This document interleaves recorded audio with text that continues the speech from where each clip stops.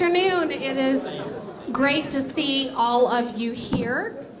Allow me just to set the stage for our conversation today. Many folks in Atlanta have known of the organization of Our House for decades, while others at Central may primarily be aware of it from our relationship with Our House just this past year.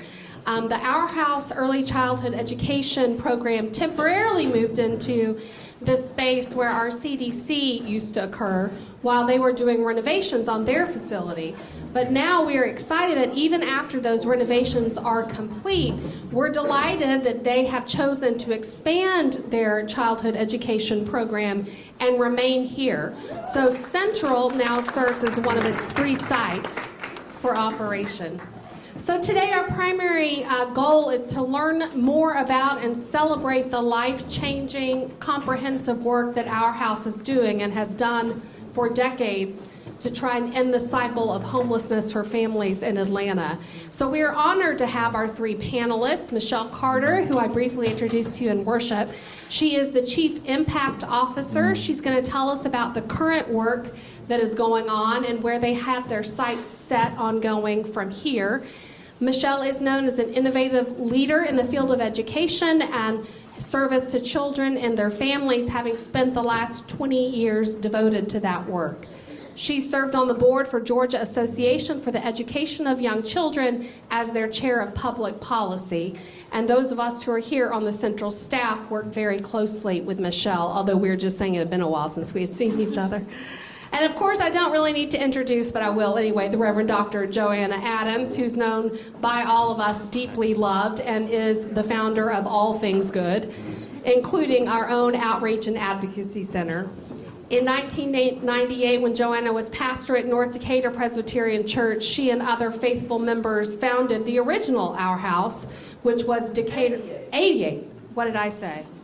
Oh, 1988. That's what I had written down, sorry. Maybe I'll put these back on. Which was Decatur-based, and they offered child care and other services to Atlanta area families who are experiencing homelessness.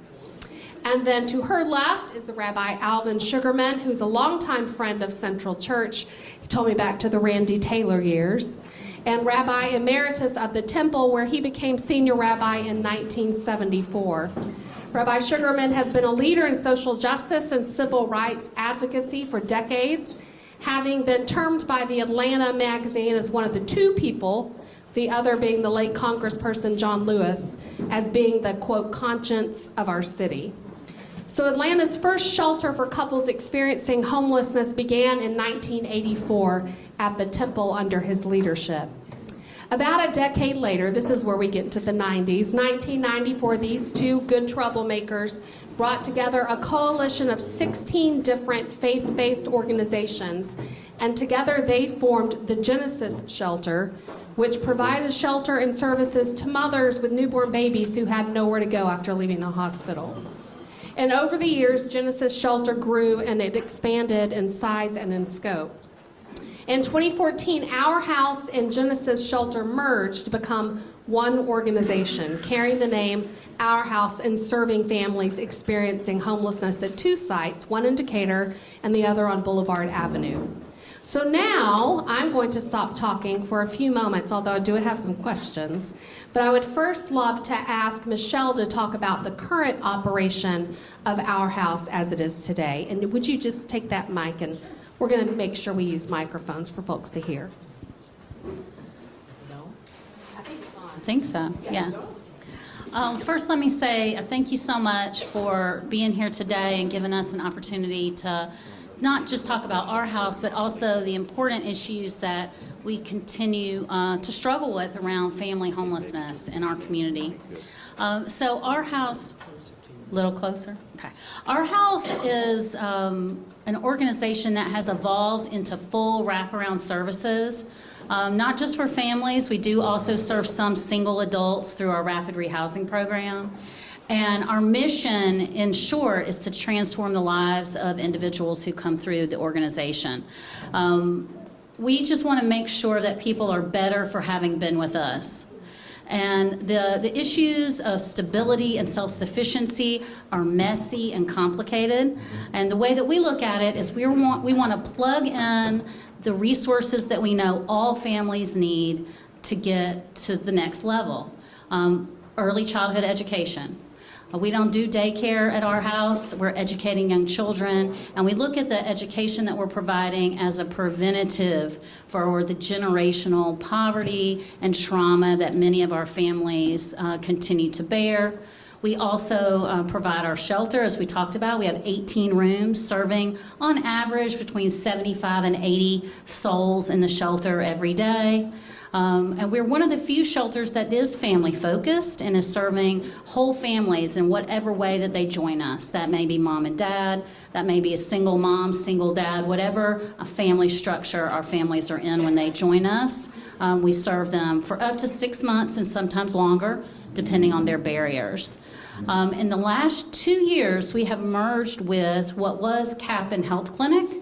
And our clinic is now called Our House Health. We provide full adult preventative health care, pediatric care, and in the last year have added psychiatric mental health services for the community. So it's not just the families we serve, but all uninsured individuals can come to the clinic and receive state-of-the-art medical and whole health care. So the thing I want you to remember about our house is that we are continuing to strive to meet people where they are. And we'll talk more about the other programs, but those are really our core programs: shelter, early education, and then our clinic work.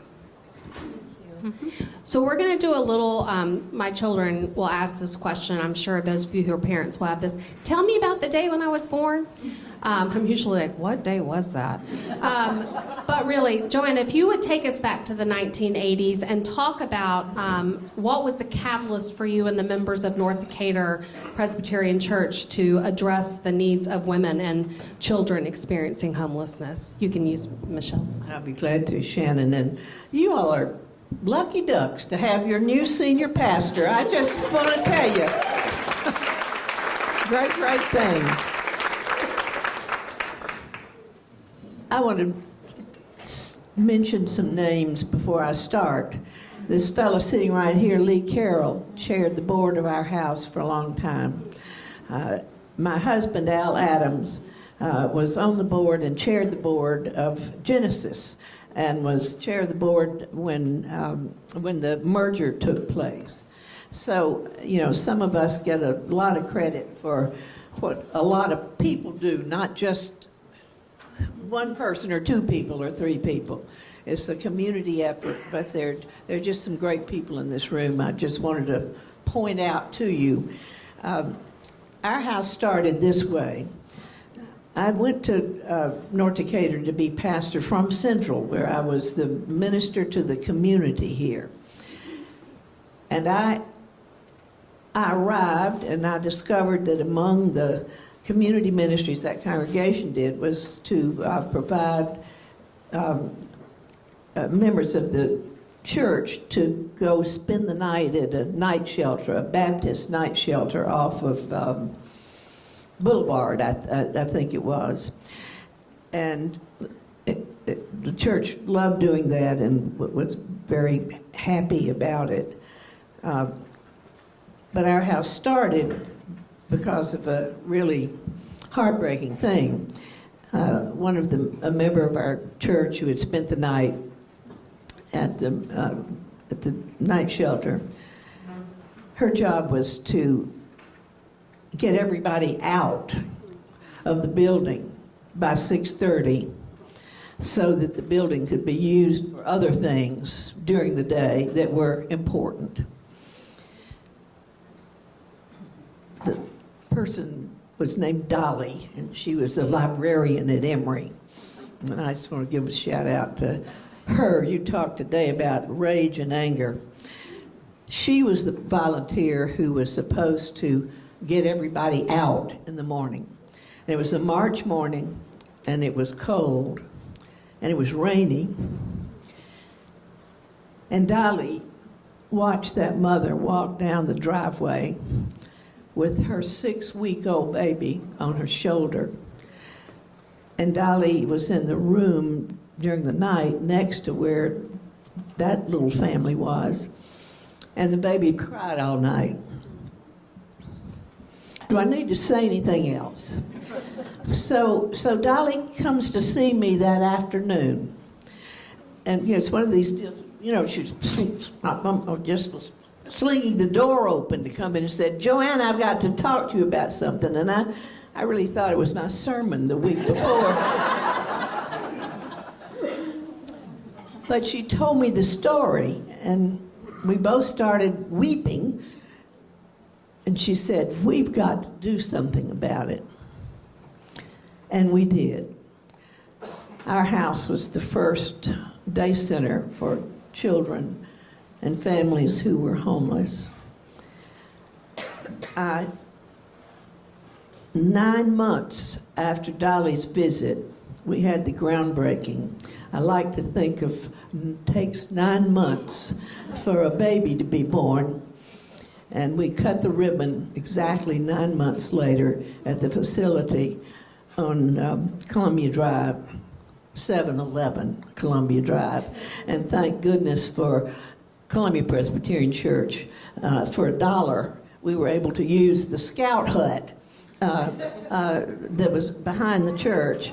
And it was kind of a dumpy scout hut, and it was hard to do the whole thing. But when we opened the shelter, we had raised 2 years' worth of operating expenses because so many nonprofits that start don't last. And I would just say that I learned a lot about loving my neighbor from you, from Central Presbyterian Church, where you were always focused on the right thing. And you helped me be a Christian minister. So I give Central a lot of credit for letting me be open to that. And it's just amazing what has happened. In the Christian scriptures, there's this little story about a mustard seed. And you wouldn't have thought anything big or significant was going to happen. Dolly and I wouldn't have that afternoon. But God is good all the time. Rabbi Sugarman, in 1994, there were apparently an alarming number of mothers leaving Grady Hospital and other hospitals in the town, I'm sure, in great number without anywhere to go. How did you all become aware of that need, and how did the two of you come up with a plan to involve and energize all of the faith-based organizations to help address it? The Bible begins with the Hebrew word Bereshit, which means in the beginning. So let me go to the beginning of how Genesis came to be. And believe it or not, the beginning was you, was Central Presbyterian Church. We had volunteers at the temple who volunteered in your men's shelter. Okay, so they knew what it meant to try to help the homeless. I've forgotten the exact year. It's a few decades ago, but there were frozen veterans, Vietnam veterans in the city. And one of my members, who was a member of Leadership Atlanta class that year, called me and said, Alvin, we got to do something. Okay. Took 9 months for the ground breaking for the building. In 9 days, our religious school was transformed into a couples shelter because I had called the task force for the homeless and said, where is the greatest need in Atlanta? They said, we have men's shelters, we have women's shelters, family shelters, but we have no place for a couple to go who wants to try to maintain some stability. So that's how we got the couple shelter. We had the same problem about getting people out in the morning because, on the weekends, because our kids came for Sunday school, and they would come into their rooms And there were beds in the hallway, because we had to move them out for the classway. But in 9 days, we'd put in showers, washers, and dryers. Volunteers from the community to help us set it up. Then several years later, I got a phone call from the Zale Foundation, you know, the jewelry company, and said, we want to do something for the working poor in Atlanta. And I said, let me get back to you. And I called again, the Homeless Task Force, and that's when what you said, Shannon, about the mothers with their babies were leaving Grady and other hospitals. They were going into an automobile, and if they didn't have an automobile, they were living in kudzu caves. In kudzu caves. Thus, I call this grand lady on my right, and Genesis was born with the other. It is amazing. And just as you indicated, Joanna, it wasn't us. It was everybody willing to respond to us, to do the day-to-day what it took. Remember when Katrina happened? We were getting babies from New Orleans that didn't have a place to go. That's how we were able to serve. And one footnote. You mentioned that the congregation is a lucky duck to have Shannon. I want to talk about a little rubber ducky. When Joanna and I and others, and you may remember this, Joanna, toured we bought the building next door and turned it into our first Genesis shelter. And we built bathtubs for the babies up high so the mothers wouldn't have to lean over. But one of the volunteers had placed a little rubber ducky in every bathtub. Something simple, but it shows you that the heart of God lives in each of us. Do you remember that little rubber ducky? How did you all manage to get 16 different faith organizations to work together? It was pure hell. It wasn't bad at all. I thought you bribed them, Alvin. No, we asked for money. Who was it that you got the wife of a very prominent Catholic? Who was the guy that? Carlos. The Carlos family, Emory Museum, the Carlos Museum. Alvin went to see Mrs. Carlos, who was a go-to-Mass everyday Catholic, and got, Lord have mercy, $50,000 more because she's a good person. And you touched her heart, and that's what we did, with our house as well. We did get what gave us credibility. I mean, North Decatur's not a big church, and we didn't have any money. So after we'd sort of put a little committee together, I wanted to raise a little money. So we got a small grant from the Community Foundation and a small grant from United Way, who was doing giving money to new ideas and that sort of thing. And there you go. You all are going to think we're making this up, but Alvin mentioned the Homeless Task Force. Bill Bowling and I were the co-chairs of that when it was founded, and we had all our meetings right over here in this room, right over here. Listen, there's no way to overestimate the impact your faithfulness has had in so many ways. Thank you, Joanna. Michelle, you spoke briefly to this about the need that continues that we all, those of us who arrive here on a daily basis, see all around. How do you continue to do the important work that you're doing without being overwhelmed by all the need? Well, that is definitely a take it one day at a time and one family at a time. I think what is important is that families are treated as individuals and treated in a respectful way and not provided cookie cutter resources.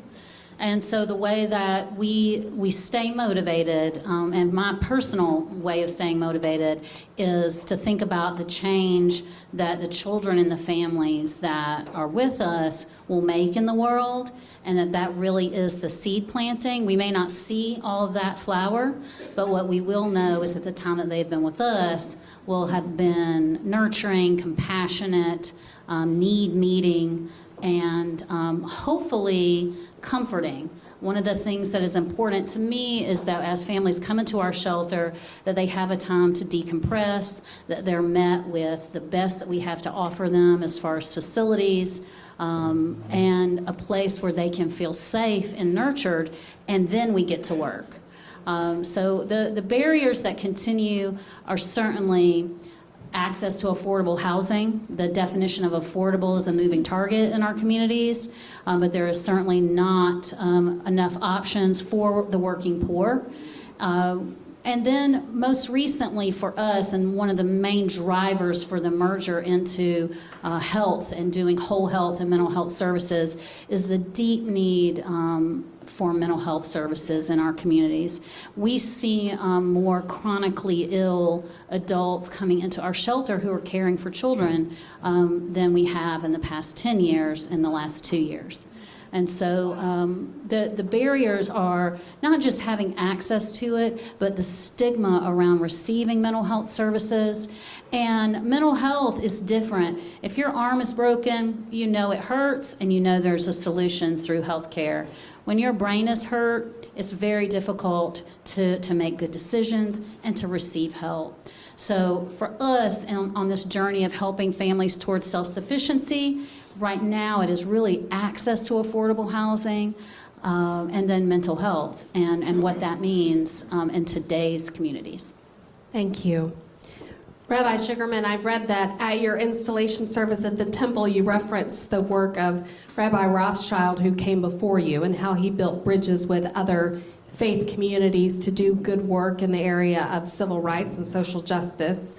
And it is said that you told him you were standing on the bridge next to him, and that you were crossing the bridge, and you issued an invitation, "I want you to take my hand and walk with me."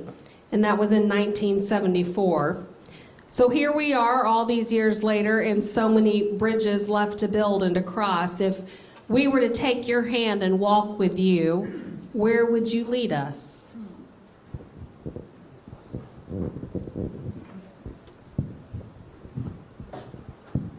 Everything that we do, say, or think has a context. You mentioned the scriptures and the story of the mustard seed. In the Hebrew tradition, there are layers of commentary based on the scriptures, and one of those is called the midrash, which means to draw forth. And in one of the midrashim, the plural for midrash, the rabbis are arguing about what God is. Is God omnipotent? Is God omniscient? Is God everywhere? You know, all of these different perceptions of God were being tossed back and forth. And all of a sudden, the Hebrew is bat kol, the divine voice, breaks in.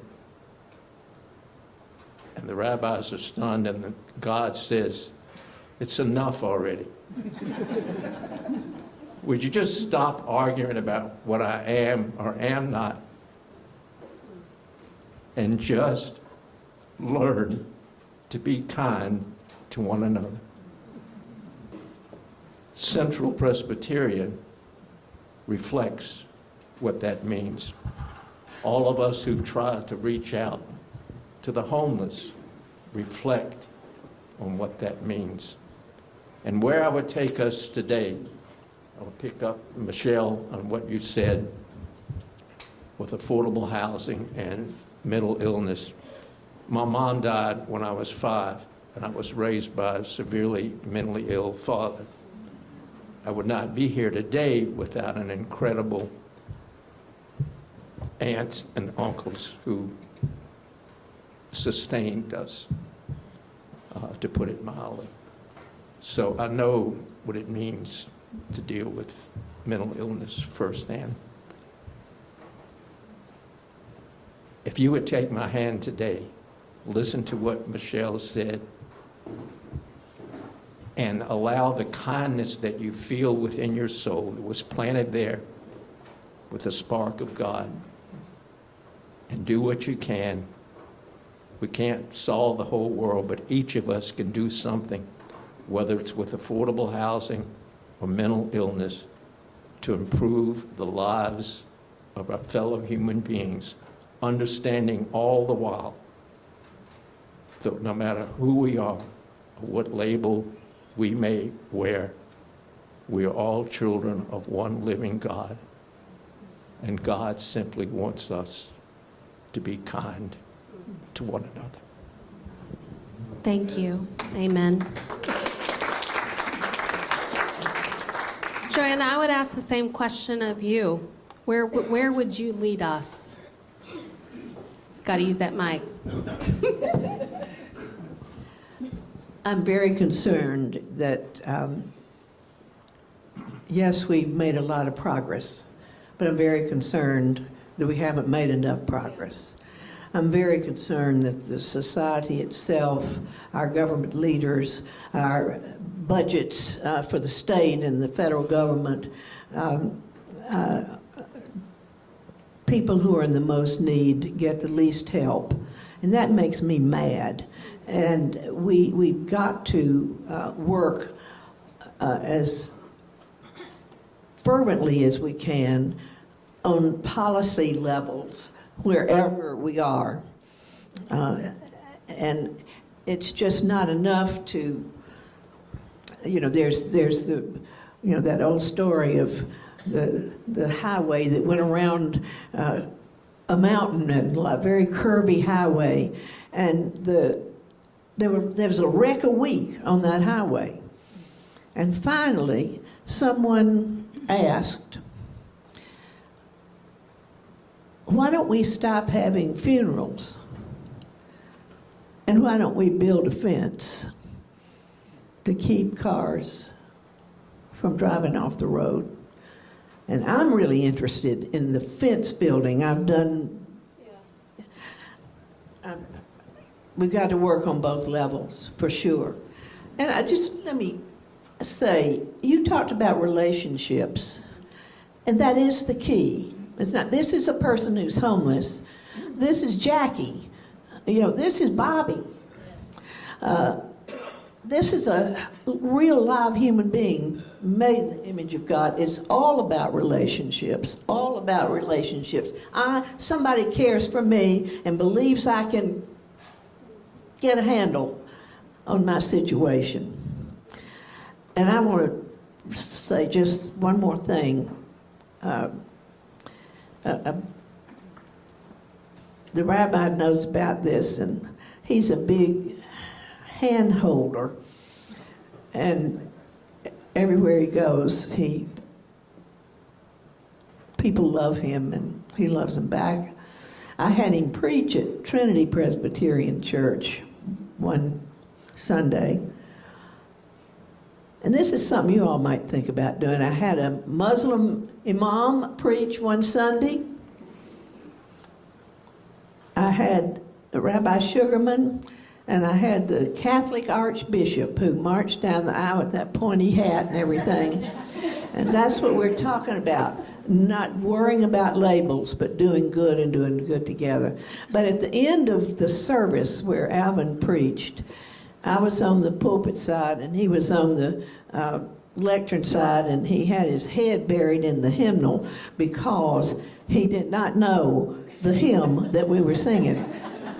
And so I walked across the chancel. You remember that? And I grabbed your hand, and I said, it's time for you to do the benediction.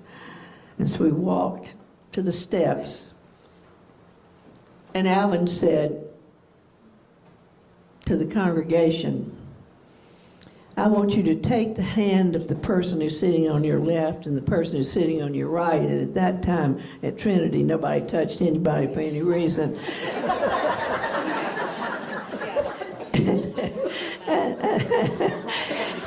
And then he said, and hold your hands up like this. So we, a chain all around the sanctuary. And he said one simple sentence. He said, this is as close as you're going to get on this earth to God. Love one another. That was his benediction. Michelle, is there anything else that you would want us to know about the work of Our House before we invite folks to go on a tour with you? Well, these are really hard things to follow up, guys.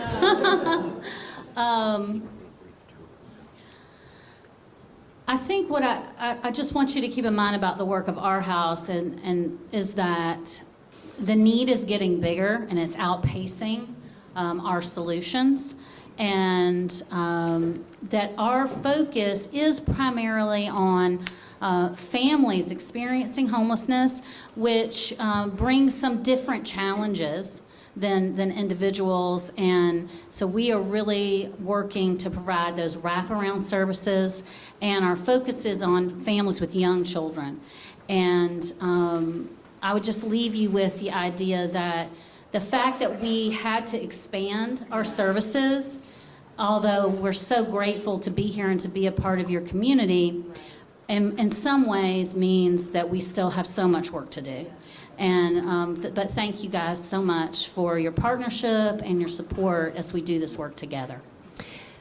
Before we thank our panelists, I do know that the Presbyterians for Better Georgia is having an upcoming advocacy training day. And I believe that'll be on Zoom. Is that correct, Gary?